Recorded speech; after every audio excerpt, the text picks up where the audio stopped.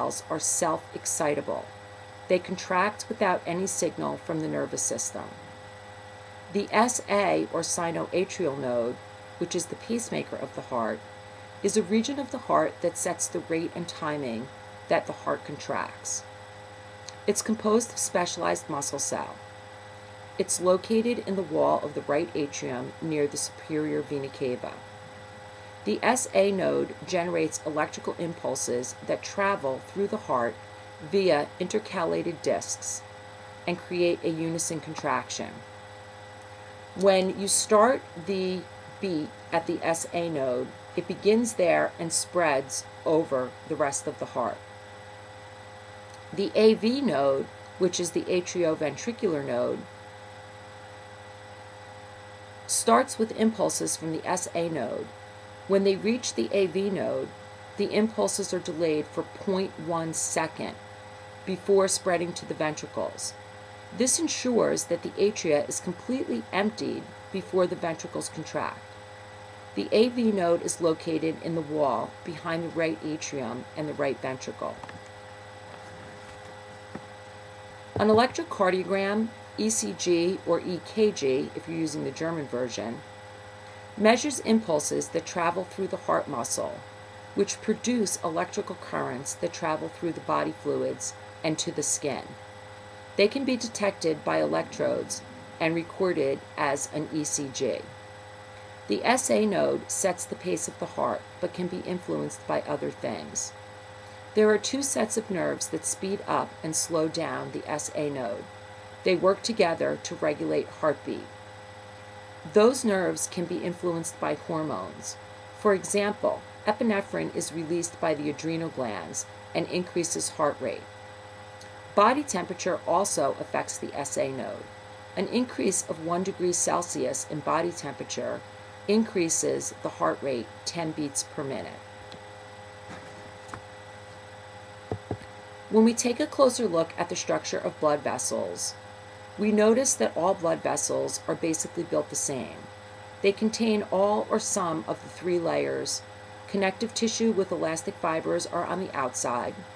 Smooth muscle is in the middle layer, and the endothelium lining is a single layer of flattened cells, creating a smooth surface that minimizes resistance to blood flow. Capillaries lack the outer two layers.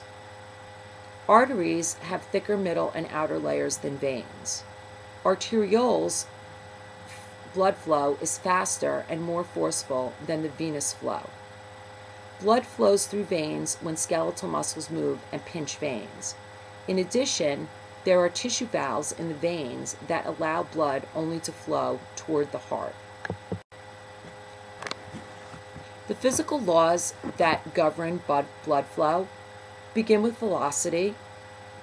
Blood flows over 1,000 times faster in the aorta, the largest artery of the body, and it flows at about 30 centimeters per second.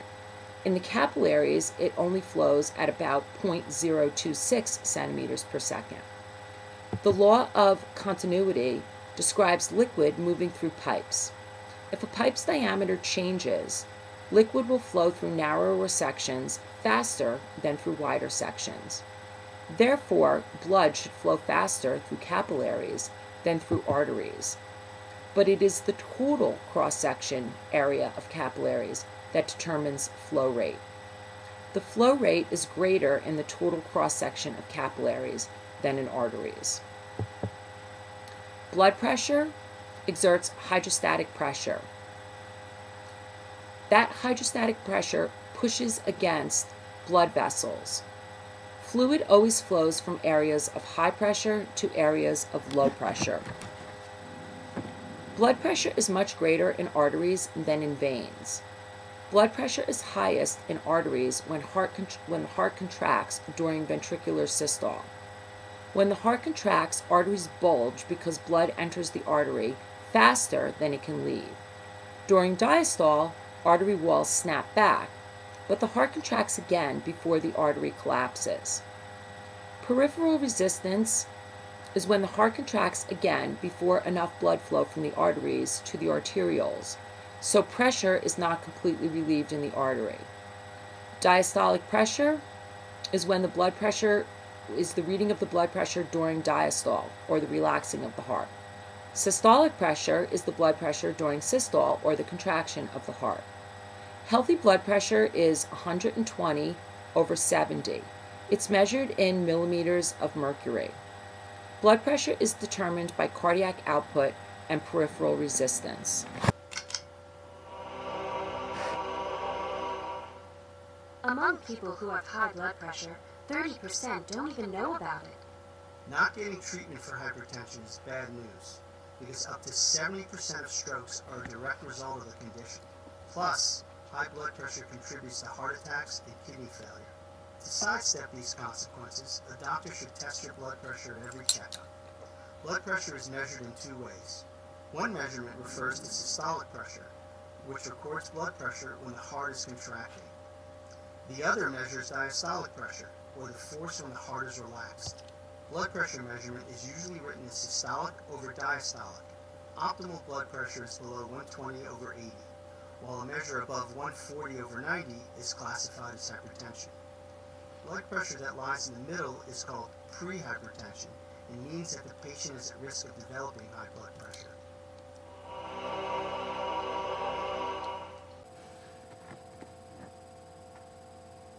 Blood pressure is determined by cardiac output and peripheral resistance.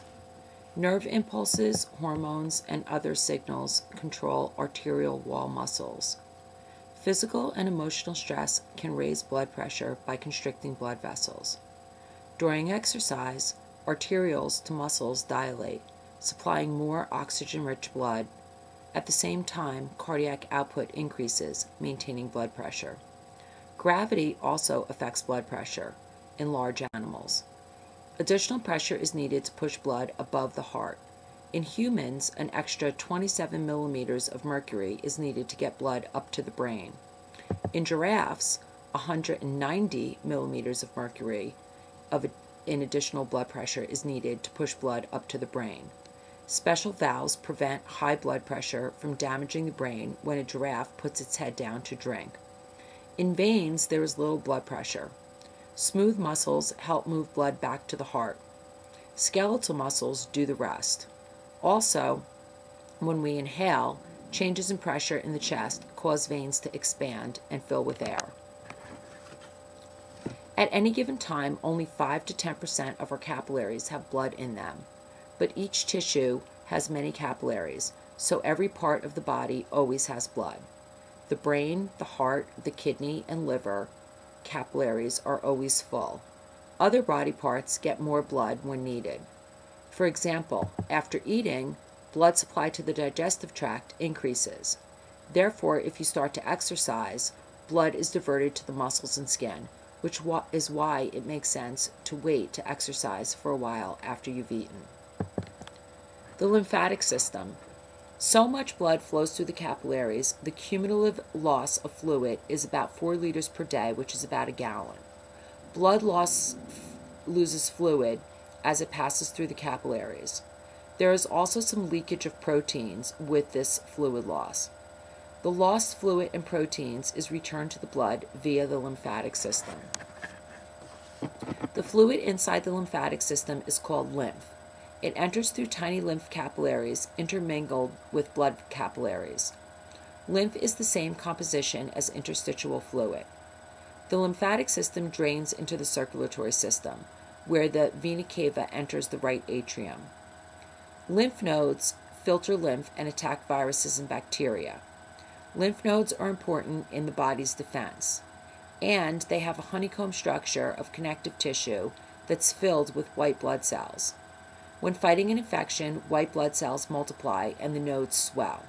You may notice swollen glands in your throat when you have an infection. You also have lymph nodes in your groin and under your arms. The lymphatic system defends the body and maintains the volume and protein concentration of the blood. It also transports fats from the digestive tract to the blood.